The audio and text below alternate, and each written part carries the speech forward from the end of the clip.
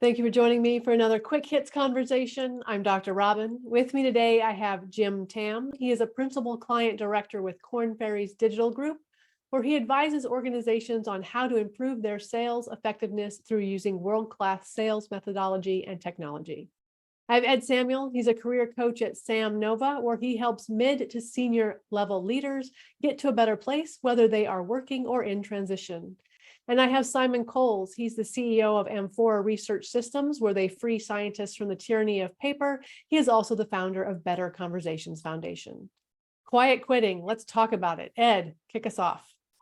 This whole notion of quiet quitting, I believe quiet quitting has been around a long time. In the last year, we decided to put a label on it. And these are people, as a rule, that are disenfranchised with where they're working to such an extent that they kind of go in cruise mode, or they go in no work mode, which is even worse, because quiet quitting can take many different forms. You're not going to volunteer. You're not going to initiate.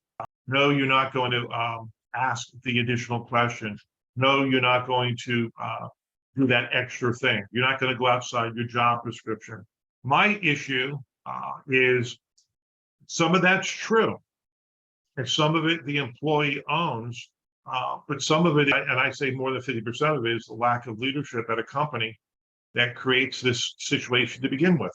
So I'm not the one that's going to say that it's quiet quitting. Oh, look at all these people being bad out there, all these bad employees not wanting to work.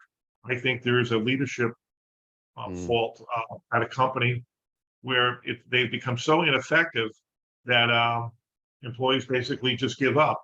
So I think there's two edges to this sword. I think it's about expectations. Of course, the press got hold of it, and of course, they want to print stuff, and a lot of it was nonsense. Quiet quitting, to some extent, is just, in most cases, running to your contract. And there is nothing wrong with that. However, we have got ourselves into a place where sometimes employers expect more than they pay for from employees, which I think is wrong. But also on the flip side, I would be quite upset if the people working for me didn't want to do the job. And particularly when people are working from home, you need a fair amount of intrinsic motivation. And it's my job to create an environment where people want to come to work and they're excited about what they're doing. And in that situation, as Ed was saying, basically, if I find quiet quitting, then I probably failed at my job. But just generally, I think the whole term is a load of nonsense. It's just press trying to get a thing, and it all whips up, and then some bunch of people create a conference about quiet quitting and people make some money out of it. As Ed said, it's been happening for ages. Do a better job of being a manager. Yeah, I do agree with Ed and Simon as well. It's been around for a very long time. We just put a label on it. So, and you really think about quiet quitting because it really does apply to white collar workers. If you're a blue collar worker that get paid by the hour and you're in the assembly line and you only get paid to work until 5 and you get off the clock at 5, nobody says, hey, you're quiet quitting because you're not putting in more hours. But with white collar workers, they tend to say, hey, well, how come you're not giving more than what you signed up for? But I also take a look at input versus output. And quiet quitting should be measured by output. As an employer, should I care that my employee is only giving me 30% of his abilities or his time if he is delivering on the output or she's delivering on the output that I paid that person to do? I guess in sales, then the role that I've played for the last 25 years, I don't care if my sales guys are on the golf course or on the beach. If they're making their goals, should I ask them to sell more? That's me. Perhaps not getting higher goals. It's not exactly. How do you set delivering on their output?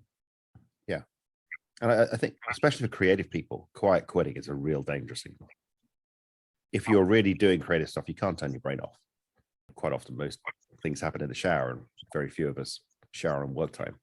I like this comment about incentives, and there's a story where someone, a very well-to-do person, runs a retail store, hires some people to come in hourly, and what would happen was this person would be making $15 an hour, maybe. They were selling jewelry at this retail store for thousands of dollars. And this $15 an hour person would actually convince people to come here, look at the jewelry, buy it. I said to her, do you get paid commission? Said, no. I said, well, why don't you ask your boss if you get paid commission? And because you should get some, like, even if it's 1%, 2%, anything. And she went and she spoke to the boss, the owner of this retail. No, I don't pay commission. She sort of had to quietly quit. And guess what happened? Jewelry sales went down because that person didn't want to give her a little bit of the incentive. She wanted all of it. Incentives can mean something to someone, especially if they think someone else is, benefiting from. And that brings up the other term, which is called acting your wage. Yeah, I mean, I think $15 an hour for a high-end salesperson is probably not what you should be paying. But for example, around the incentives, some companies don't pay commission. We don't pay our salespeople commission. We pay team-based commission because that's the behavior that we want to incentivize.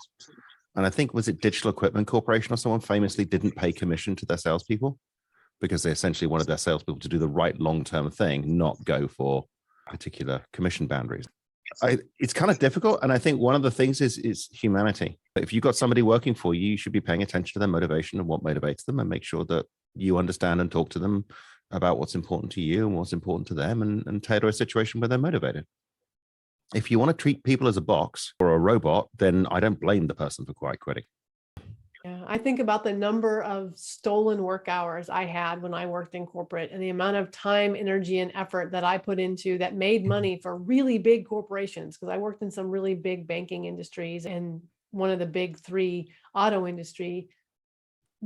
They were stealing from me because I was a really good employee. And so I totally feel people who are like, I will act my wage, I will do the job to the best of my ability during my work hours. But other than that, don't steal my time. This is the advantage of smaller companies, is we can focus in on and we can create an environment to get the best out of people. And I think that big companies, to a great extent, are just terrible places to be because they don't have the attentional flexibility to do that. And that's where you see in the quiet quitting stories, isn't it? It's big in the big corporations usually. I do want to focus on something Simon said about leadership. It's about leadership, painting the picture and incentivizing the person to do more. And that should be something that is viewed as positive as opposed to an expectation. If an employee does more, it should not be an expectation. It should be something that should be incentivized and rewarded later on.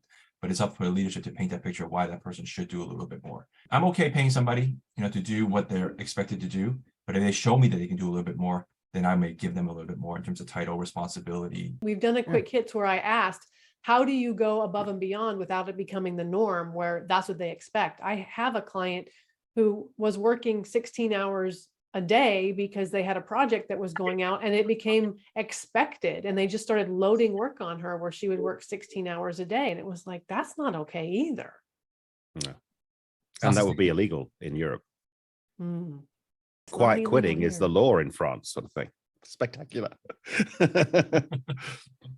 That's a good point. I think that you guys brought up a good idea, is that quiet quitting is the leadership's fault. Employees creating boundaries and saying, I'm not doing any more for you, is a leadership thing. And not that I think that anybody should expect someone to work 16 hours a week. I don't. So I have a slightly different thing, and it's about life stages. If you are a young, fresh graduate with not a lot of other responsibilities, I think it's reasonable to expect you to be pretty damn committed to your job and to be investing in your career above and beyond what you might be doing at work or contracted for.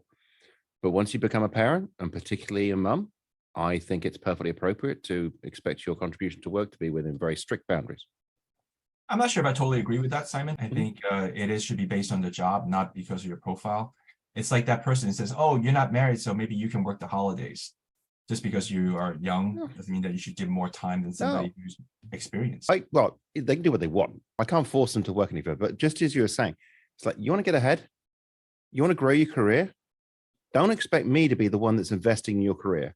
And the only improvement you get in your life is because I send you on 2 weeks training a year. I would be expecting the youngsters to be spotting opportunities and taking them. That will involve going above and beyond what's in their job title, because otherwise, how do I know what they're capable of? You're paying them to do a job. You're not paying them to stay. Well, and that's a good point, right? is that you could pay them to do a job and they may want to grow. I had a job when I was younger that I was like, I do my job and I go play volleyball, and I do my job really, really well. Those are two different things. Do you want a job and you want to grow in that career, or do you want a job that just funds your life? And those are two separate questions.